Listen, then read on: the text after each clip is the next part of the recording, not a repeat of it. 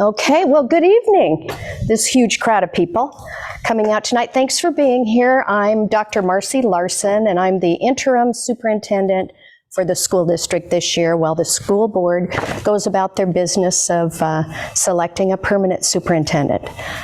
So tonight, I just want to let you know we are recording this, and there are some folks participating, I think, via Zoom. And because of that, I'd like for you to hold your questions until the end because we have to set up the technology a little bit differently to field the questions. So how about if we get started? I'm not accustomed to sitting, I might have to stand. So you probably are aware, because you're here tonight, that there is a ballot on the November election, and it's the Special Programs and Operations Levy, and it's a renewal of the expiring levy that will end at the end of this calendar year. Here we go. See, the crowd was just waiting to come in and join us. Them and their 50 friends. Come on in. We saved a seat for you. So going through, you know, me being new to the district, I've just been here, I want to say this is my 7th week on the job. So a lot of this is new learning for me. And Tamara, can we go to the next slide there?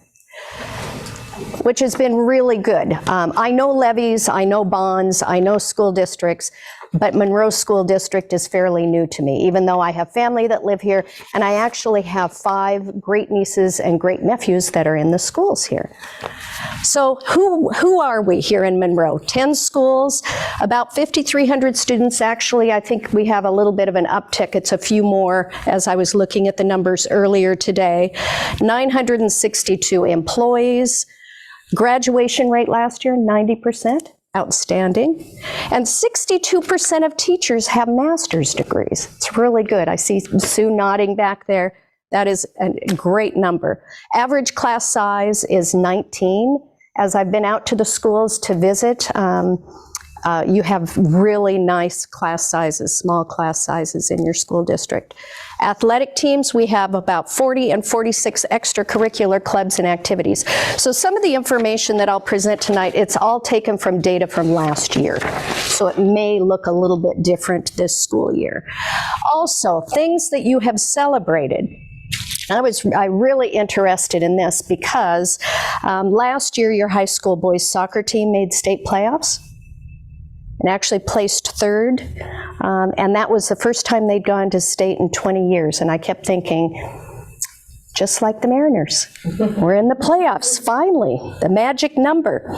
You also, one of your boys' soccer players was named the Everett Herald Soccer Player of the Year. You had a girls' softball player that was named the Everett Herald Softball Player of the Year, and lots of different kudos for the different sports teams. High Q, though. High Q is interesting. Anybody familiar with High Q? Sing a nod. Katie's familiar with High Q. High Q is an academic competition. And if you ever get the opportunity to go observe, because they do allow folks to come in and observe, it's amazing. I've said to people over and over again, I could try out for one of these teams and I would never make it. I wouldn't even make the lowest cut. The kids are absolutely brilliant. It's a competition with individuals as well as their team. And last year, they made it to regional champions and earned a spot as one of 4 teams nationally. It's a really big deal. So I highly encourage you to take a look at that if you get the opportunity. Musical productions. These are the kinds of things that levies pay for, all of these things. You did the Addams Family, which I'm sorry I missed because I'm a huge fan of musical theater. I don't know about anybody else. I just went and saw the Griswolds at the 5th Avenue a weekend or so ago. And yeah, longtime fan. So I'm excited to learn whatever it is they're going to do this year. And I haven't heard. Don't know if anybody's heard yet. Big secret. And then, of course, we have gotten a lot of recognition, one more slide here, about our work with our students with special needs and our inclusive schooling, which is our special needs students in the mainstream in our classrooms across the district. I've received recognition at the state level and actually from the University of Washington as well. So where does our money come from? Money comes from several different places. The majority comes from the state, and that's pretty much based on enrollment, number of students in the district. Local funding, 14% of the funds are from local funding. That's our levy that we have on the ballot, 14%. 5% comes from the feds, and a much smaller, minuscule amount from grants and other sources of information. So, let's talk about levies and bonds, just to make sure everybody understands the difference, because you've had both, passed both in Monroe School District.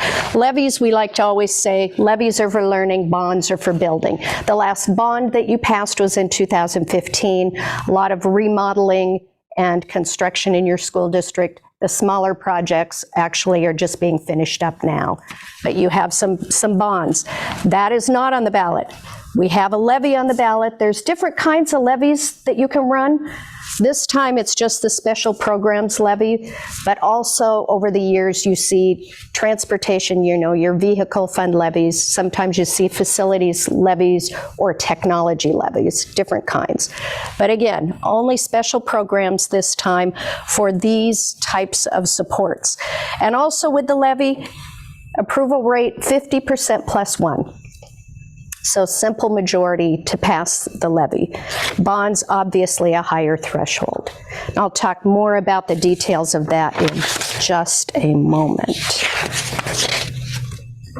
Do I take two more slides, or are you ready to go? I'm going to hand off to Brenda Hunt. She's our Chief Financial Officer, because I've been doing a lot of these presentations and I get kind of tired of hearing only myself talk.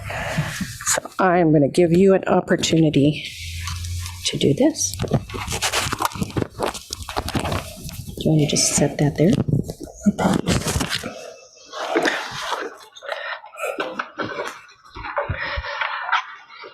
So as Dr. Larson mentioned, this is a 4-year renewal levy.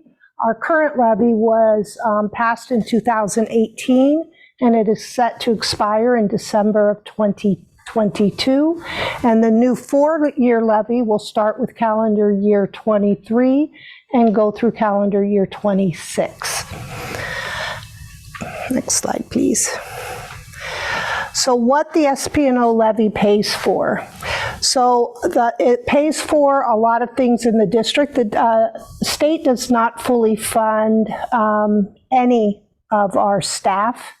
So it's hard to come up with a specific list, but it pays for athletics and extracurricular activity. We get no money from the state for those programs.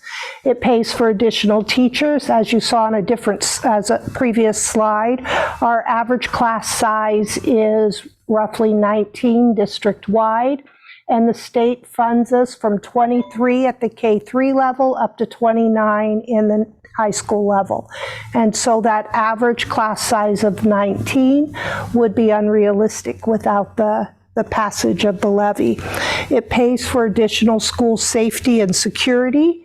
It pays for a portion of our transportation because, again, the state does not fully fund our transportation model in Monroe. It pays for additional nurses, counselors, and paraeducators. Special education programs, although state mandated and federally mandated, our federal and state funding for special education does not cover the cost of the program in Monroe. Professional learning for staff. It pays for operations and maintenance of buildings, and then supplies and materials.